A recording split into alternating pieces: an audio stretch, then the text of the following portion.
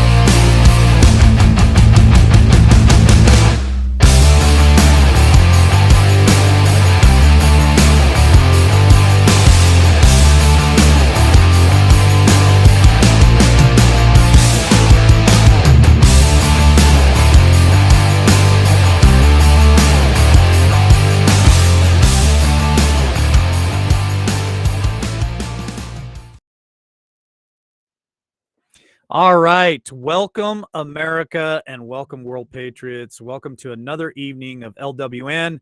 Got a special guest for us tonight. Looking forward to the conversation. So we have Paul Ingle with us with the Constitutional Study. Now, I met Paul in Missouri at the 2022 Truth Summit.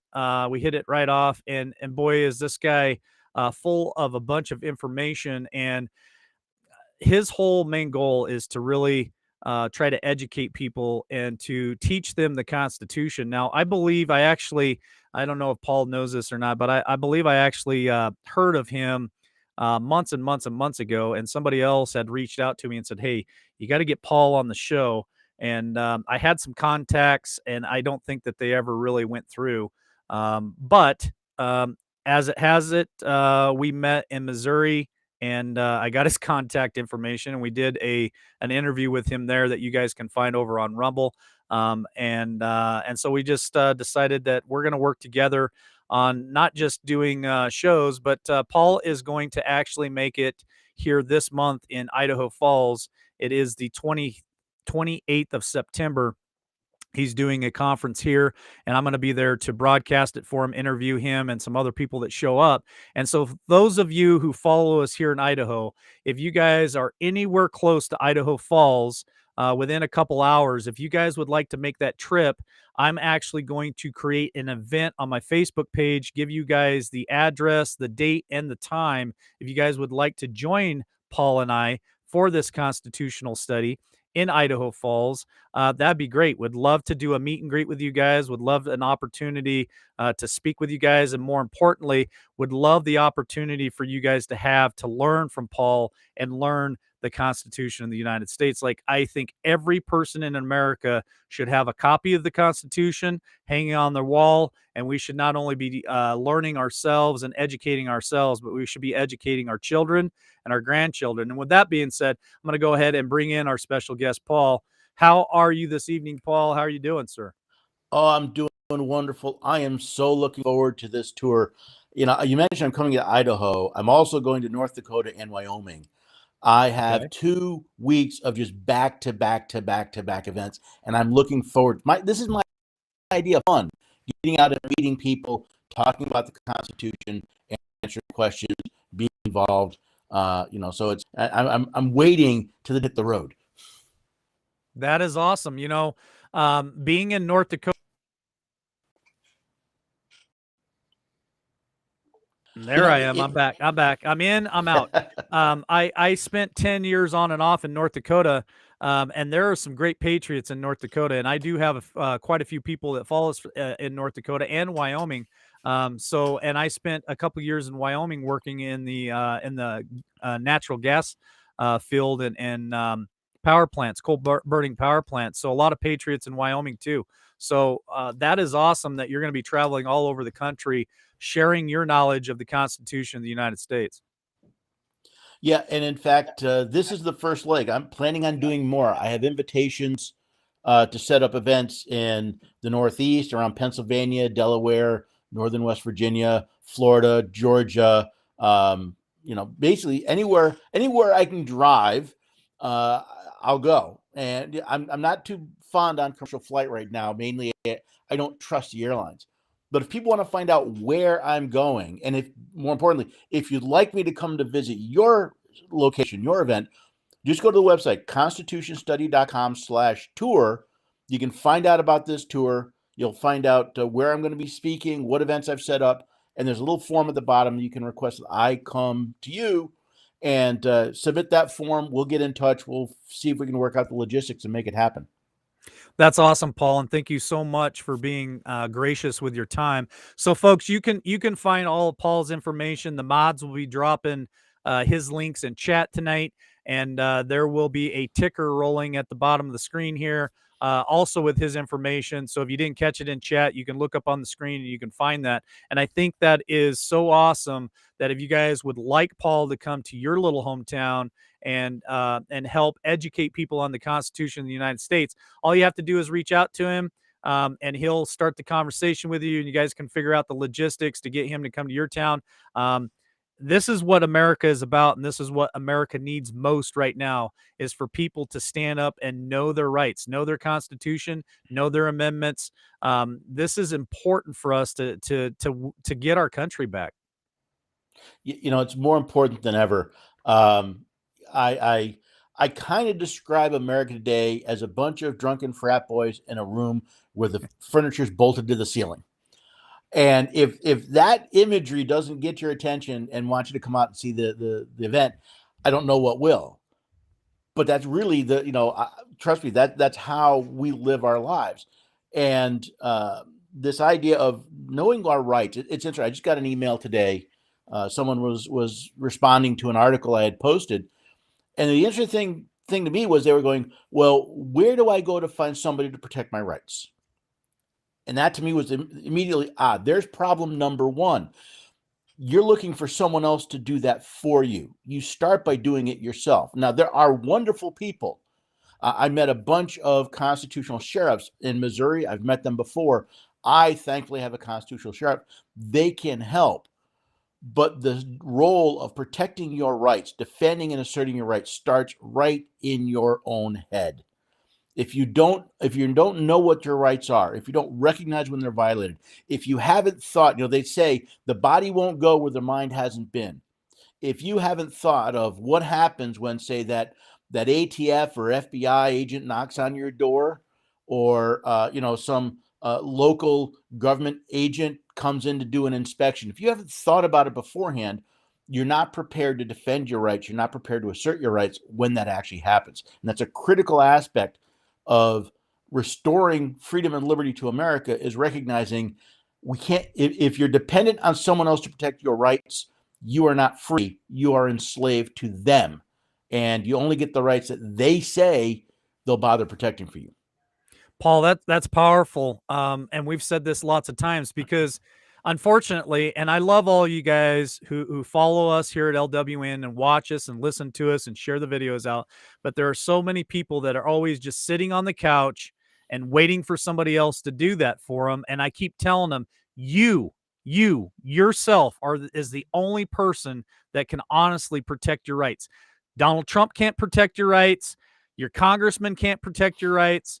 Your police officer can't protect your rights. You have to know your rights so that you can protect your own self and your own rights. And D-Dog says this all the time. If you don't know your rights, you don't know what to protect. Mm-hmm. I also look at it this way. We are a constitutional republic. The Constitution means we have a document, a constitution that not only created the federal government, it set its boundaries and the limits on its power. But we're a republic, which means we, the people, choose our representatives, people who are exercising our power in our name. And each and every one of them takes an oath or affirmation to support the Constitution. Well, if you don't know what this says, how do you know if they're doing the job right? And then how do you decide who you're going to hire in November if you don't know if they're bothering to follow the rules? Paul, You're bringing it tonight, sir, and I absolutely love it. So let's get started with getting to know Paul Ingle and how he got thrusted into this thing called studying your Constitution. Um, can you give us a little bit of your background, where you come from, maybe some education, and why did you get started on the path that you're started on now, Paul? Well, sure. I was born in New York City, lived most of my life in the Empire State. Yes, I'm an escapee from the Empire. And like most people, I went to a government school, and 12 years. I spent a year in college, and I freely admit I learned more about the Constitution from Saturday morning cartoons than I did in 12 years of government run education. Thank you, Schoolhouse Rock. Right? Those of you who remember Schoolhouse Rock know exactly what I'm talking about. So, for like most people, to me, the Constitution was for lawyers and judges. And I was uninterested. I wasn't interested. I was ignorant. I was apathetic. I didn't know. I didn't care. That was for somebody else. And then one day, I heard a historian who he was unique because he didn't put me to sleep. And he started talking about the gentleman's name is David Barton. His organization, Wall Builders, has the largest private collection of documents from the founding era, and he talks about the founders as people. And okay, that's all interesting. I started listening to him, and then he quoted one of our founding fathers, somebody most people may have heard of, maybe not, jumped by the name of John Jay. Now, he's unimportant as far as the fund. I mean, all he did was help negotiate and sign the Treaty of Paris at the end of the Revolutionary War. He wrote several of the Federalist Papers, and he was the first Chief Justice of the United States. So he doesn't really know anything, right? Well, he said every member of the state ought diligently to read and to study the Constitution of his country and teach the rising generation to be free. By knowing their rights, they'll sooner perceive when they are violated and be the better prepared to defend and assert them. Now, after hearing that quote, I realized I had never actually sat down and read the Constitution, so I took it as a challenge. Let me sit down and read it. And I found a copy, not this one, but I found one, and I read it, and I was struck by two important things. One was just how much I had not been taught about the Constitution in school. And the second was how much of what I had been taught was absolutely wrong. I have this thing. Let me jump in for just a second, Paul. Yeah. And I want to be clear to all the listeners tonight. There is a reason why Paul found this out, and a lot of us are already awake, and we know this. It's by design. They don't want us or our children or our grandchildren to know the Constitution of the United States. Why is that? Control. So if you don't know your rights and you don't know the Constitution, then what's going on in our government right now, they can get away with. Why? Because they already know that 98% of the population here in America don't know the Constitution. So they run amok. They do what they want. I'll give you a prime example. I don't like the fact that our government is constantly sending money overseas, and they're constantly coming up with spending bills. And when is it okay for our government to go ahead and spend billions and billions and trillions now of dollars when I haven't voted on it? But of course, we're supposed to have a republic that is a representative republic. So the person that I voted for that went to DC should be voting in my best interest, and that's not happening. And the problem is us as Americans, we're not holding them accountable, and we're not making sure that they're doing what we ask them to do. So it's by design, in my opinion, that they don't want us or our children or our grandchildren to really know and understand the Constitution. You're absolutely right. I mean, let's face it. We've decided at 5 years old, we're going to take our most precious possession, our children, hand them to government and say, you teach them. Now, when I was a child, parents still were involved in the public school. My mother volunteered in a New York City public school because the teacher needed the help. Nowadays, not only do they not want volunteers, they don't want the parents to know what's being taught.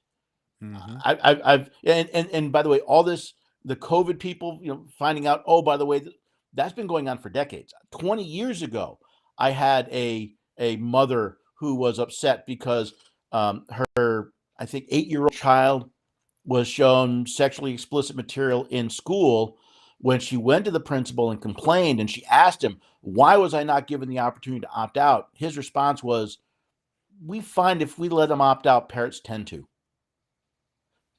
We don't want you to know. We don't want you to. But that has been going on for decades. And we've had our head in the sand. We've been fat, dumb, and happy. We've been drunk. We've been drunk on the bribery coming out of Washington. And we are stupid because, well, actually, I should say we're ignorant. See, stupid is a problem. Ignorant can be fixed. It's why we don't know this. For example, how many of you remember when they were negotiating in Congress the Affordable Care Act? A reporter actually asked Nancy Pelosi, where in the Constitution does Congress get the authority to write this legislation? I wonder how many of your viewers remember the words she said. They've stuck with me since then. Her response was, are you kidding me? Being held accountable to your oath to the Constitution is kidding, but yet she still has a job. Mm-hmm. Why? Because the people in her district, we allow it. Because we allow people it. In her district say that's exactly what we want. We want someone that will act like a tyrant, that will ignore the rule of law, that will ignore their oath of office, because they bring us goodies. They send us money. They send us programs. We have been bribed. We are drunk on the bribery coming out of all of our governments, not just the federal, all of our governments.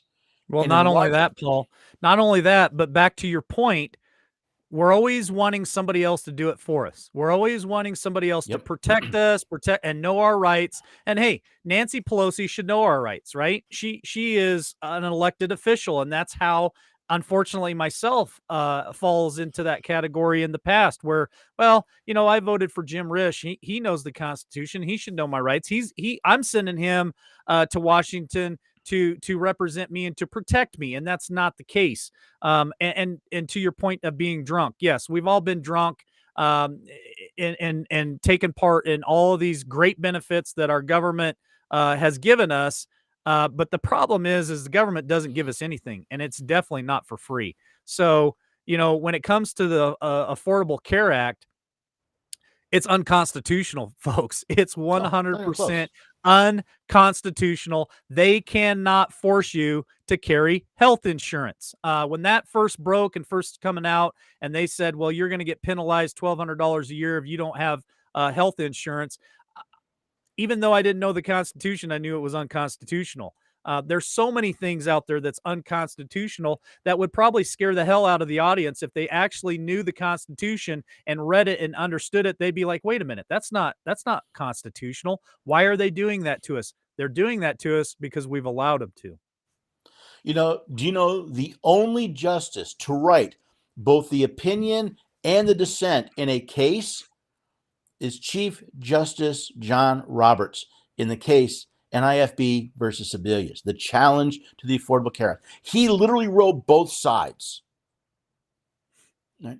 But you're right. And here's the interesting thing, and this is something I will teach more about in the tour, but most people don't realize, not only is the Affordable Care Act unconstitutional, by definition, that means it is, what's the word I'm looking for? It is invalid. That's the words, by the way, of Alexander Hamilton and the Supreme Court. An act of the legislature contrary to the Constitution is not valid, cannot be valid, meaning the Affordable Care Act, which is why this is so important. See, how does it defend your rights? Well, like you said, okay, DC says you don't do this, you pay a fine. I'm sorry, we did not give you that authorization. This is my legal authority to say, no, you didn't do that. This is not a power delegated to the United States. It's a violation of the 10th Amendment. I don't care what Roberts said. Right? Roberts was on both sides. I don't care what he said, because the Supreme Court is not the supreme law of the land. This is. They take an oath to support this. And by the way, you should see some of the emails I got. I wrote an article and I was talking about how, in this case, it was a specific justice, Sotomayor, but how these justices have behaved badly, and that is justification for their impeachment. Federal judges don't serve lifetime appointments. They do not. They serve during their good behavior. You've actually had, in the founding era, you had judges that were impeached for being intoxicated while off duty because they were concerned that that would expose them to extortion and manipulation of their opinions. They didn't want it. If you cannot behave well, you don't deserve a judgeship. Wow. Now you talk about, you have a representative. We often talk about elected officials. They're employees. I want people to stop thinking of them as, see, official is somebody you look up to. They're an employee. They work for us. They're there. We used to call them public servants. They're there to serve us. Your job is to serve the people of that district. And although an individual may disagree, if the people of the district disagree, why do we keep rehiring them? The classic example, how can you tell when a politician is lying? When they open their mouth. But yet it's the American people that not only hire people they know are lying to them, the ones that do it the best, they keep hiring over and over and over again. You keep looking for them to fix the problem. The problem is right here. You know the definition of insanity, Paul? Doing the same thing over and over again, expecting a different outcome. There you go. So we're all insane. For those of us who keep voting for the Nancy Pelosi's, for the Mitch the Turtle Man McConnell, for the Mitt Romney out of Utah, for all these people, Jim Risch, I'm going to start calling these people out. Jim Risch and Mike Crapo, I'm coming. LW is coming, and we're going to replace both of you guys. We're going to replace Little as our governor here in Idaho.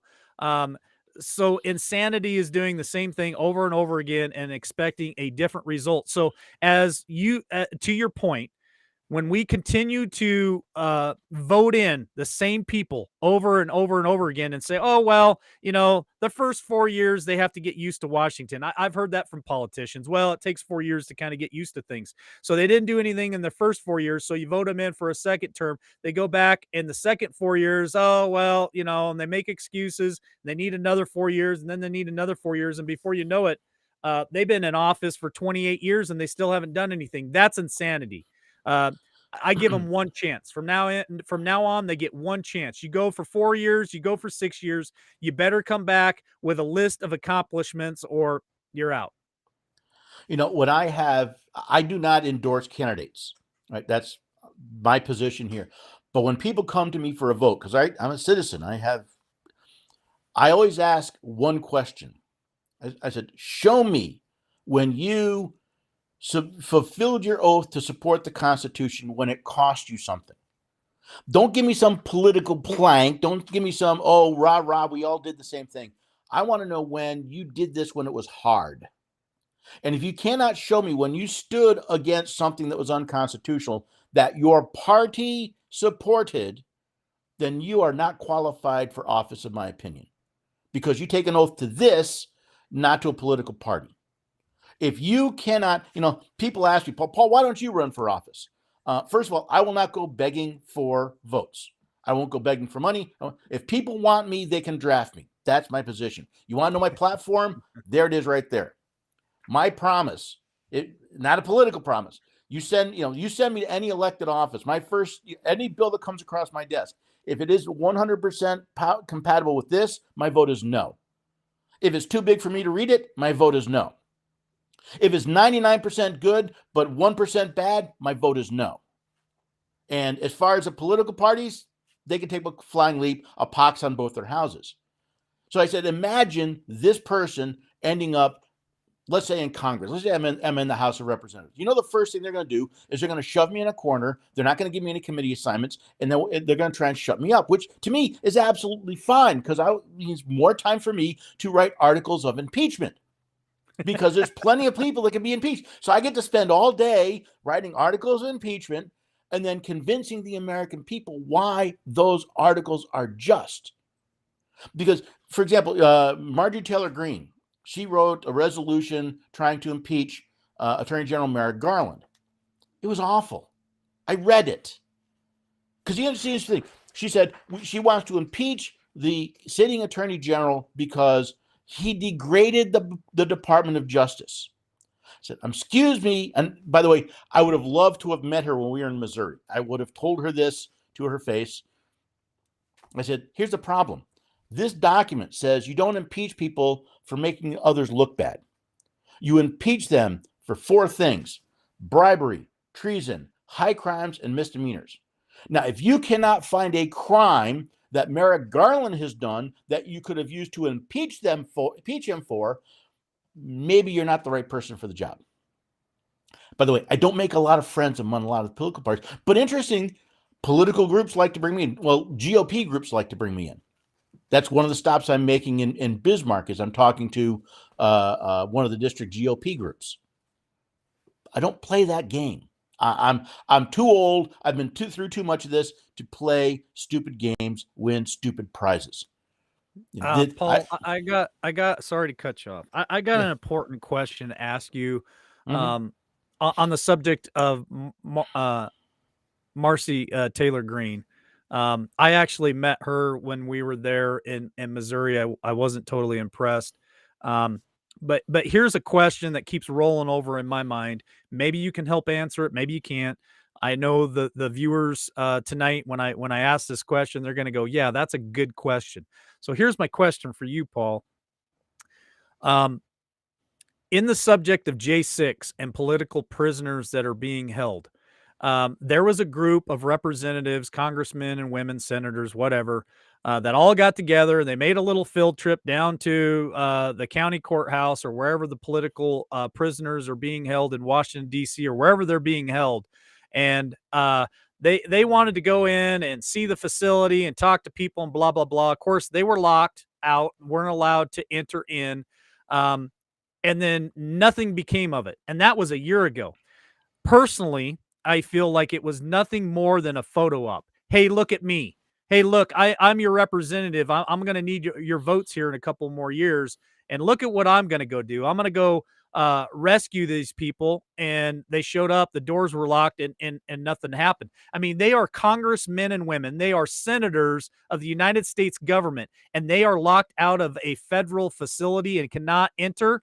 My question to you, Paul, is, did they follow the Constitution? And is there anything in that Constitution that would have either prevented them from going in and helping our political prisoners, or is there anything in the Constitution that would have helped them rescue these political prisoners? Well, first of all, you're right. It was a photo op. It was nothing more than a photo op. Here's the problem. You mentioned there are U.S. representatives and there are U.S. senators, meaning they are part of the legislature. Their job is not to enforce the law. Their job is to write the law. So I complained when they showed up. It's like, what are you doing here? They have no legitimate authority to order a member of the executive branch to let them in. Now, What could they do? Well, it's real simple. They could have, because remember, Washington, D.C. is a federal city. It's a federal district. So hold on just a second. I want to be clear with all the listeners. So what you're describing right now is they had no authority to show up at that facility and demand anything. Am I correct? No more than any other citizen. Okay. Because they're a member of the legislature. They're not a member of the executive. So all it was, folks, is a photo op. It was them projecting, in my opinion, authority they had no right to stir up their base and get support. So what could they have done, Paul? Well, again, as legislators, Congress, or I should say, the Washington, D.C. is a federal district. All legislative power over Washington, D.C. rests in Congress. Meaning all Congress had to do is like, hey, guess what? If you're going to violate the Constitution, you're going to violate their rights. If you're going to, you've been accused of denying due process, of cruel and unusual punishment. Here's the real simple thing. You don't get another dime until you bring this to light. We're going to propose this and bring it to the American people. Shame the opponents into saying, what, you like having people stored this literally stored like animals. being denied medical treatment. These are accusations that are made. Now, again, they're primary accusations. They haven't been proven yet. But what Congress can do is say, fine, we control the purse strings. Guess what? Washington, D.C., we're going to shut down the criminal justice system until you prove. See, this the other thing we got to understand is burden of proof. You bring these people, you fulfill your habeas corpus requirement. They could have gone to the judicial branch and say, "Excuse me, we want you to issue a writ of habeas corpus. We want these people brought before court to have their say." They didn't. All right, so you've got Congress as a whole can do. We're not going to. We're going to pull the purse strings. No more until you do it right. Individually, they could have gone to the court and said, "We want to file amici. We want writs of habeas corpus. We believe these people are being maltreated. Here is the evidence." Produce, that's literally what habeas corpus means. Produce the body. Force them to bring them into court to be seen and to be heard, to prove the justification. Instead, they said, look at us. We're going to show up and pretend like we're going to come free them. No. And how about happened? And nothing happened, and it's a year later, Paul, and it's shameful because I have fact, I have proof. I'm sure that you met him too. Jeff Zink, who is running for Congress out of Arizona, his son got wrapped up in J6 and was actually incarcerated. And he said that if he wasn't able to produce $80,000, his son would still be in jail today over the J6. But he produced $80,000, got his son out of the situation. I don't know if he's out of it completely, but he's at least out of jail. So let's touch on the fact of the J6 political prisoners. Before you do that, there's one other thing actually they could have done. Because you remember, Washington, D.C. is a federal city. That means that every employee is a part of the federal government, is subject to the federal government. How about you start impeaching the head of what they call the Department of Justice for D.C.? Whoever. How about you impeach them? Because denying someone a right protected by the Constitution, willfully denying someone a right protected by the Constitution, is a federal crime. Title 18, United States Code, Section 242. So there are three things that they could have done, but you're right, they wouldn't have been big and showy, so that's why they didn't do them, in my opinion. Yeah, in my opinion as well. So I already know the answer to this question, but I guess I want my audience to be educated tonight. And talking about the J6 political prisoners, what rights are they being denied by the Constitution right now? Because who knows? Myself, I might be in this situation here very soon. What rights are being denied to them as political prisoners today? At the very least, they're being denied the right to a speedy and public trial. There are accusations of cruel and unusual punishment. They're being denied the right to non-excessive bail. And that a blanket statement covering all of them, right? Because there are some people that did commit a crime. They vandalized parts of the Capitol. That is wrong. That is a crime. They should be punished for it. But again, they're innocent until proven guilty. They require a speedy and public trial by an impartial jury. That's going to be hard to find in D.C. This has become so politicized. We talk about what these congressmen did. Think of what the congressmen have done to politicize this criminal act so that no one can get a fair trial in this. From either side. I don't see how that could happen.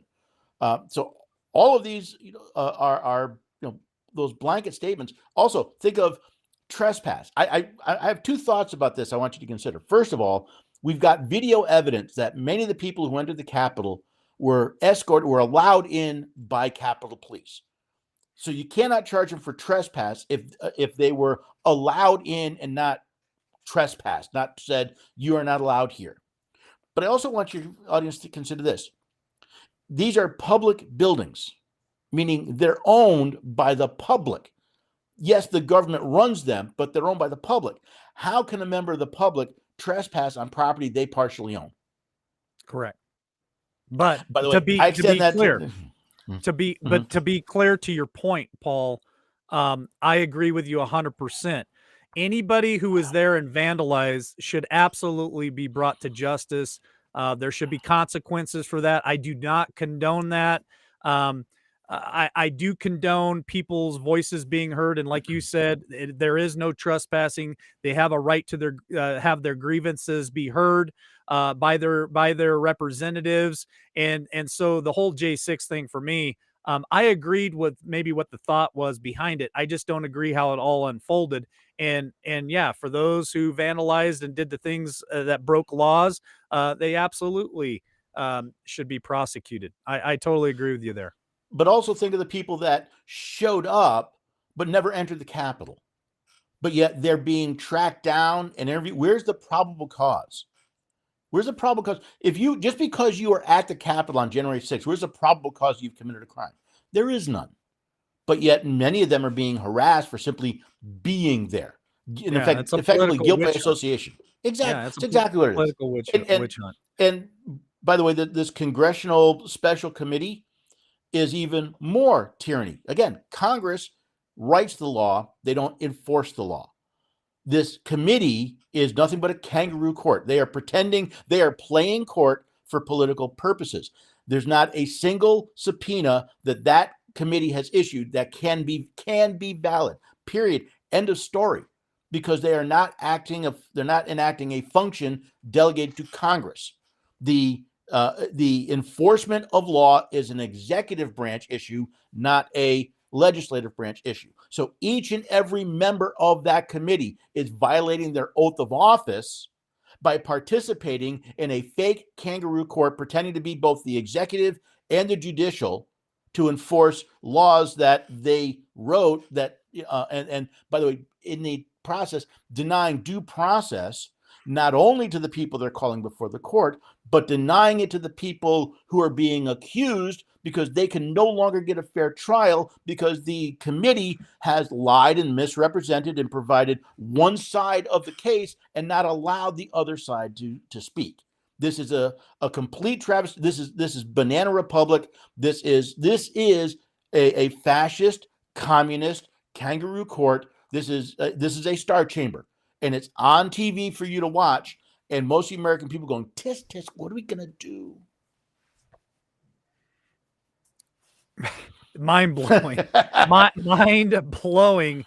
Because the other part of that, the hypocrisy, is they can go after anybody who is even in DC on J6, but yet the summer of 2020, when you had riots in the street, people burning down buildings, beating people in the street, attacking police officers, overtaking a police precinct, attacking and destroying police cruisers, which Joe Biden and the left always likes to bring to point that on J6, the Capitol Police were attacked. What happened to the police in the summer of 2020 that were attacked? We don't even talk about that. We don't go after those people. Why?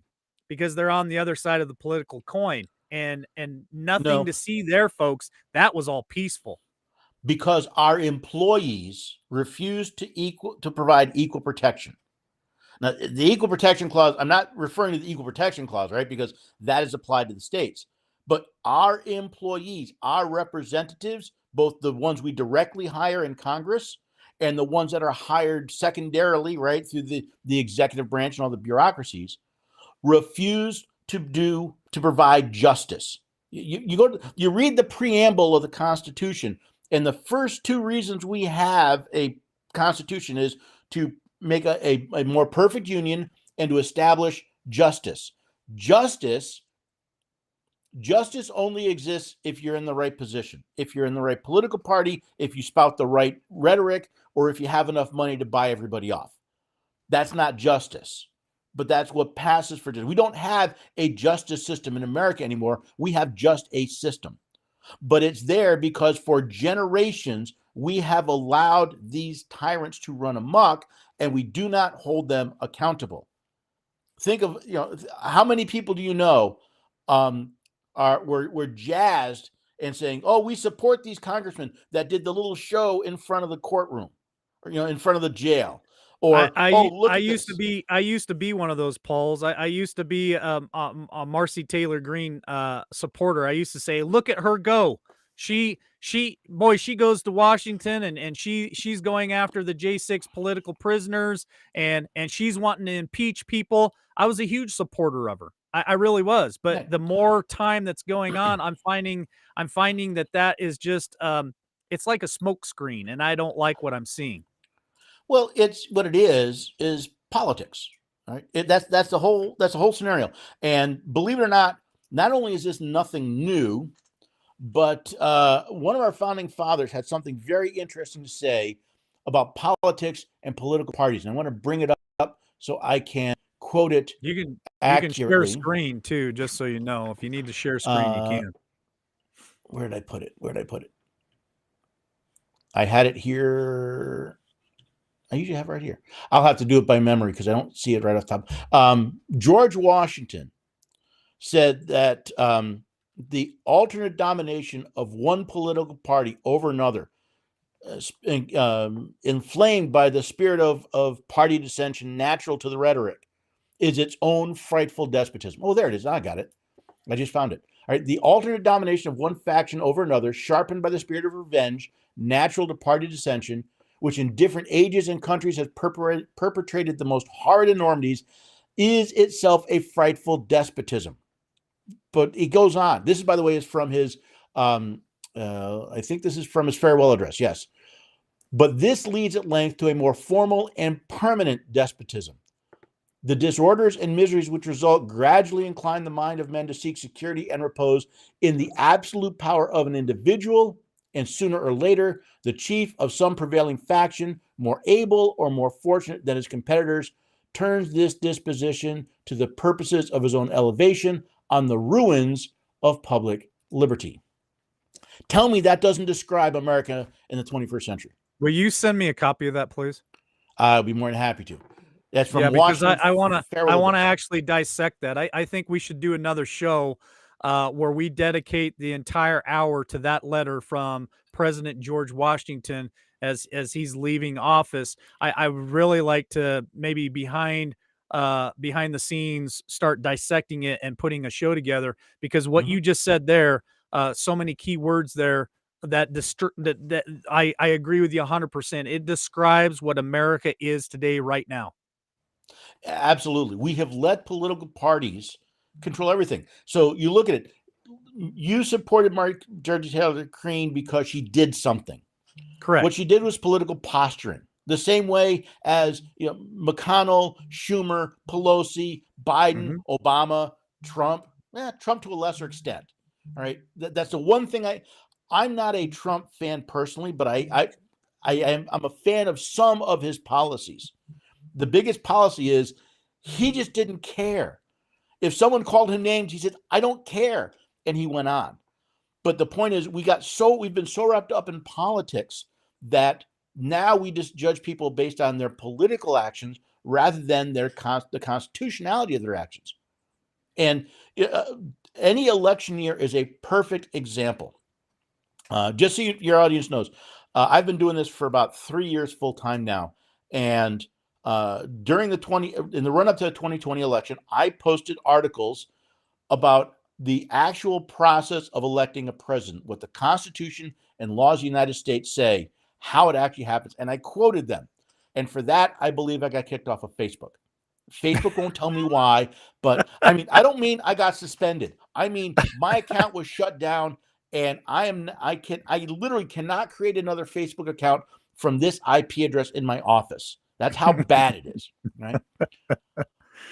Yeah, you're over the target, Paul. You're over the target. Absolutely. In fact, I don't want Facebook anymore. I don't want to give them the money. I don't want to give them the clicks. But so we're looking at an election now. We just went through, and I think they're mostly done now. We went through these political primaries, right? Do you know what a primary is? You're asking me the question? I'm asking you. What is a primary? I'm going to go out on a limb here and okay, maybe look ignorant, but that's okay because I enjoy being educated. So the primary, in my understanding, and all the years that I've paid attention, is that's where you've got the Democrat Party, the Republican Party, and any parties in between, where they have all of their candidates that are running for that one spot. And that's my understanding of it. So, and we got the hiccup. So I will tell you. am I back?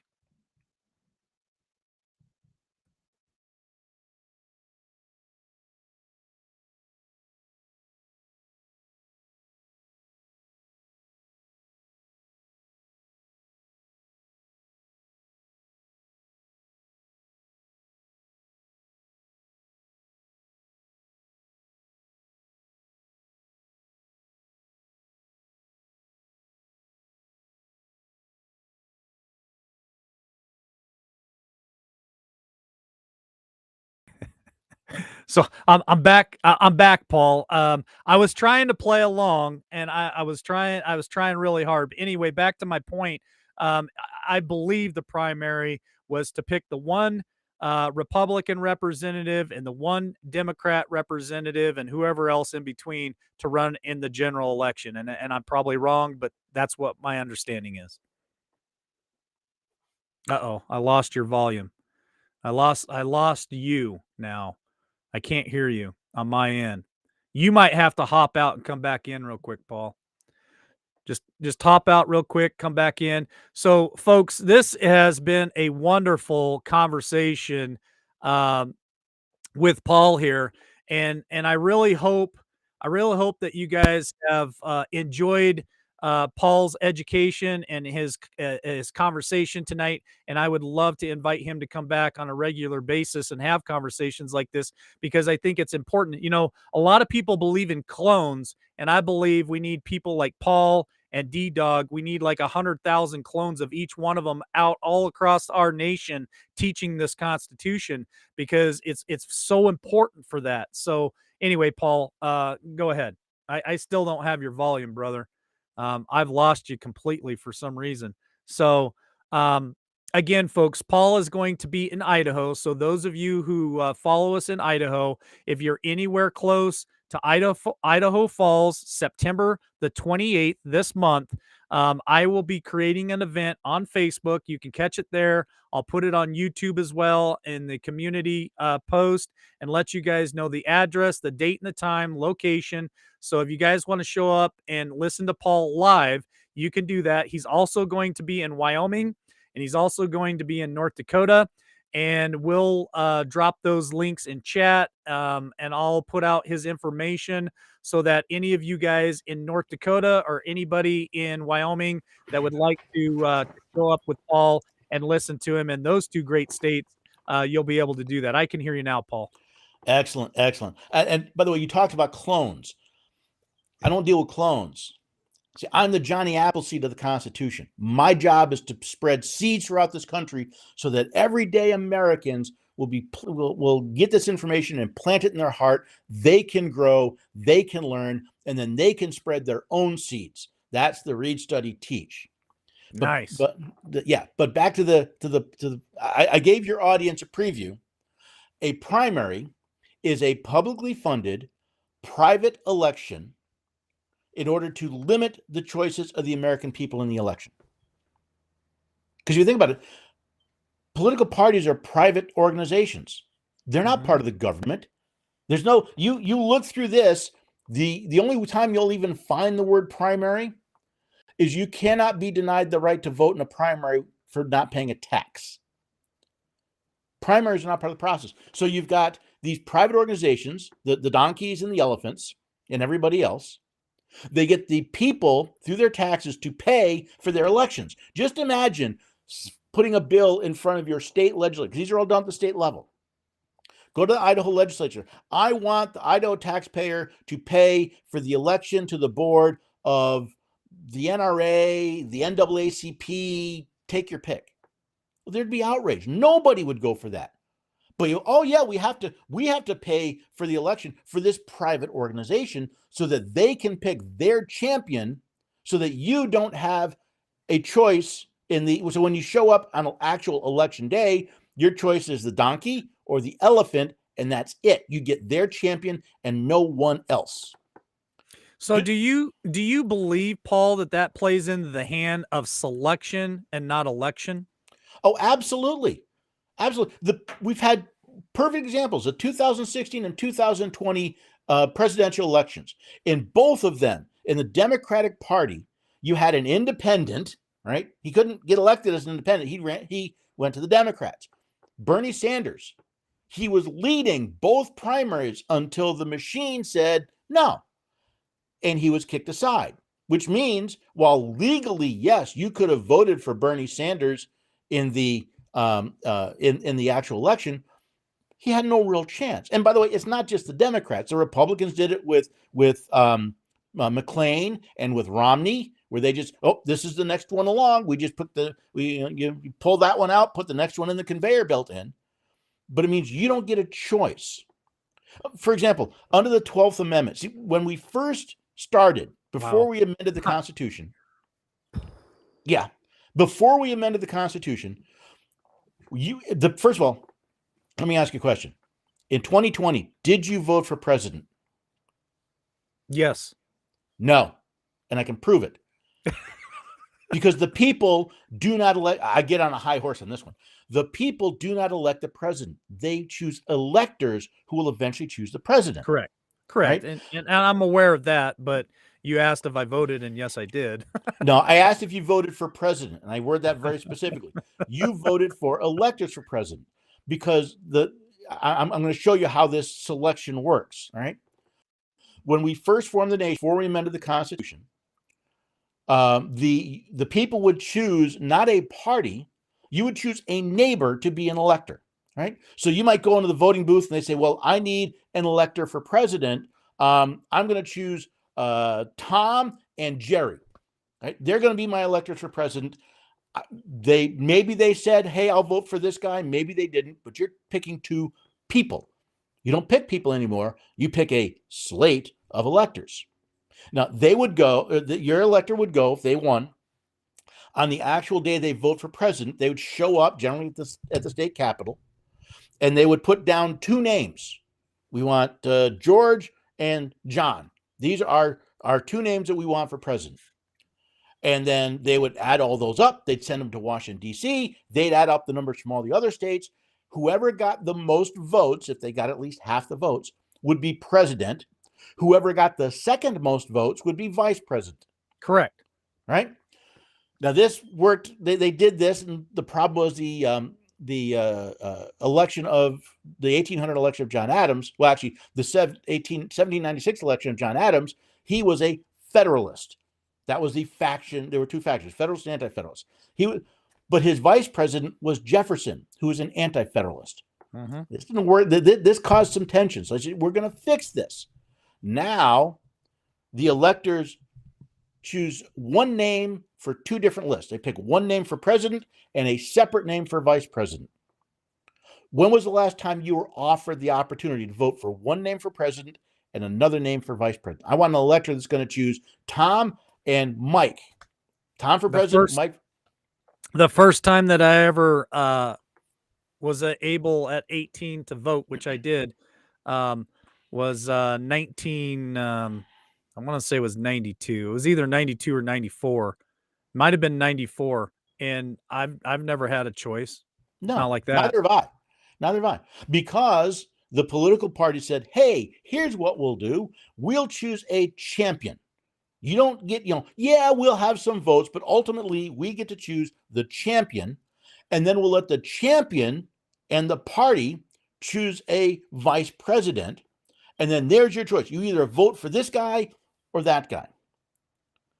And if you think about it, what you end up with is you can't vote for that guy because he's evil. And by the way, both sides do this.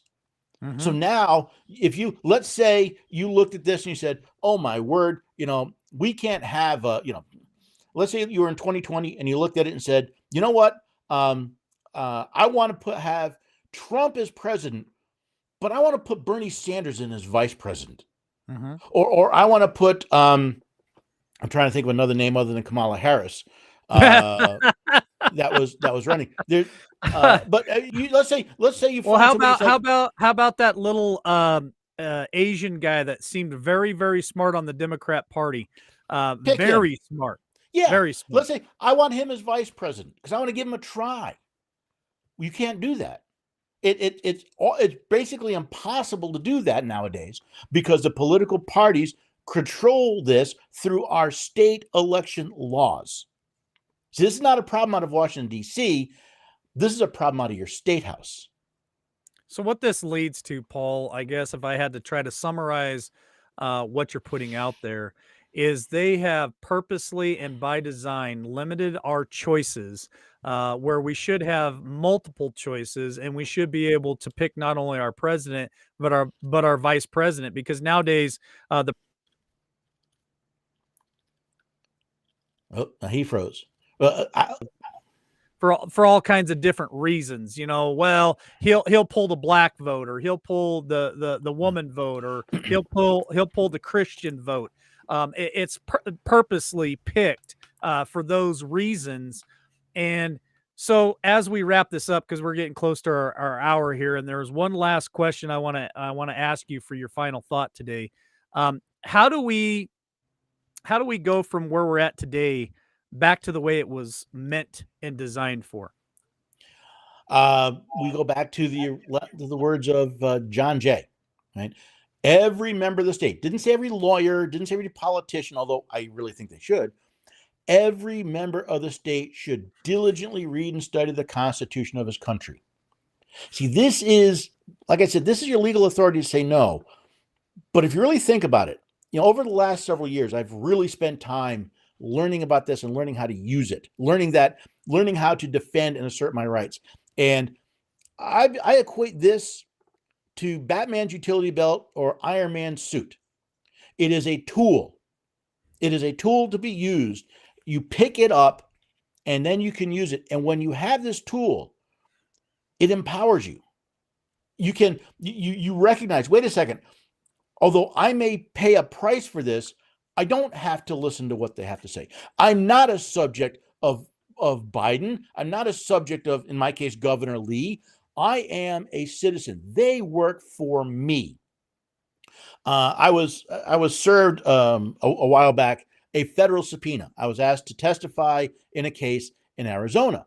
Now, my opinion, if the defense has the legal authority to compel witnesses in their favor, the prosecution should as well. So fine, I will answer the subpoena. I contacted the U.S. Attorney's Office to make arrangements. And I said, oh, by the way, I will not take the jab, and I will only wear the mask under duress, and I will not be silent about it. That was my line. Suddenly, they didn't want me to go to Arizona anymore. But I understood my rights. Yeah. I understood that even though the language of the subpoena says I was commanded to show up, they didn't issue a warrant. They didn't have the cause to seize me to go there.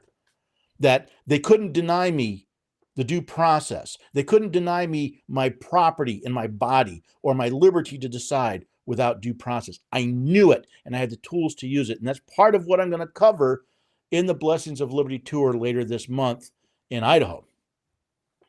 Well, I'm going to be there. I'm going to be there for the entire event, and I'm going to broadcast it or record it. If I can't live stream it, folks, I'll definitely record it, and then we'll put it up on YouTube and Rumble and all the platforms.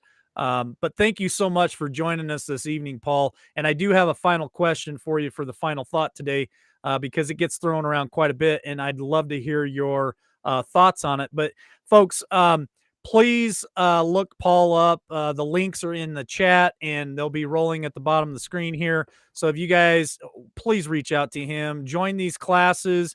And I'm going to ask Paul to come back on again. I'd love to have him come on often to have these conversations, because I think it's important to really share his knowledge of the Constitution, and for us to learn the Constitution, not just listen to Paul, but actually roll up our sleeves and do the hard work. Like he said, he's the Johnny Appleseed. He's planting the seed for you guys and for myself tonight. And we need to grab that seed and help it grow in ourselves. We learn the Constitution, and then we become the Paul, and we go out there and we plant more seeds with our kids and our grandchildren. So here's the final thought for tonight. Here's the question for Paul. The left, probably even people on the right, lots of people out there in the United States, especially in the public education, the universities, there's professors that say this. teaching this to our children. The Constitution is old and outdated. We don't need it anymore. What are your thoughts on that, Paul? Well, they are correct. It's old. It's 235 years old this Saturday. That's when it was signed, 235 years ago on September 17th. But it is not useless. It's as useless as the hammer or the drill that you leave in the dirt and never pick up. The problem is not the Constitution. The problem is the people who don't know it and refuse to follow it, and more importantly, we the people who refuse to use it. This Constitution was created to secure to us the blessings of liberty, not just to us, to our children and our children's children. And we have not used it. It is a rusting, molding tool because we refuse to pick it up. And I want to close with this thought. It's a quote from Ronald Reagan. He said, "Freedom is never more than one generation away from extinction. We did not inherit it through the bloodstream. It must be fought for and defended and passed on to the next generation to do the same. We are living," he said, "or one day we will find ourselves telling our children and our children's children what it was once like in America where men were free." That is today. I talk to children, I talk to college students and high school students who think the Constitution doesn't matter. Your rights don't matter. Just do what government tells you. Yep. Amen, Paul. Thank you so much for that final thought. It's been a pleasure to spend this hour with you. It was a pleasure to meet you in Missouri. It's going to be a pleasure to spend some time with you on the 28th. This is really a blessing to have crossed paths with you and to get you to come here to LWN and to help educate us. And like I said, folks, the links have been in the chat all night. The ticker's running on the bottom of the screen. If you missed it in chat, it's on the screen. Please reach out to Paul. Find his website, find his information there, and get involved at your local level. And request Paul to come out to your state and have these constitutional studies where he can get up in front of everybody and help teach you guys the Constitution. Thank you so much, Paul. It's been a pleasure. Can't wait to see you on the 28th. Thank you. I'm looking forward to it. All right. God bless.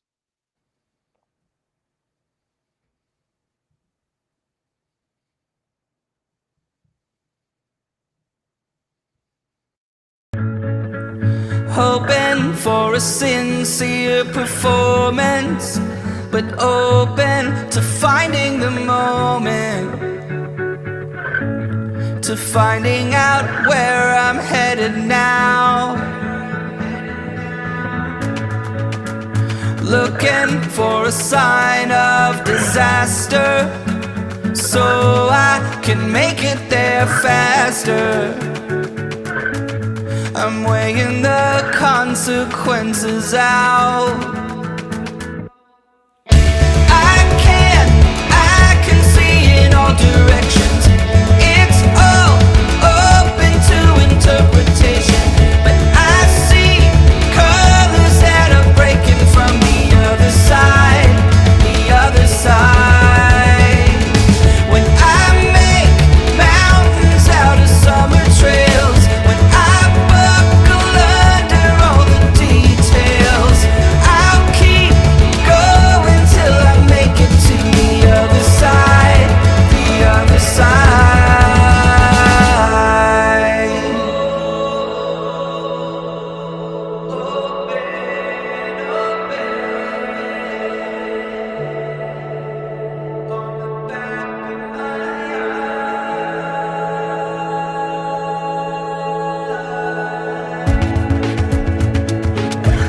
Can you tell me the secret of how you can take it or leave it? How you can blend in with the crowd?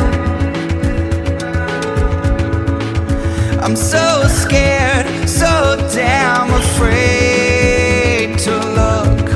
I'm so sick of talking. I'm wearing the words out, words out.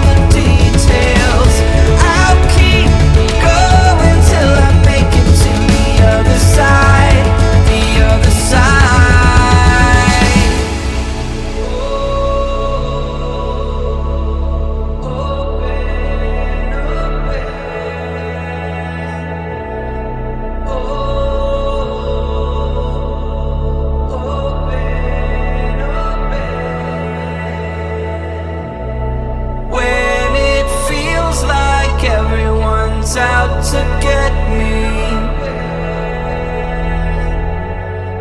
I see the river on the bank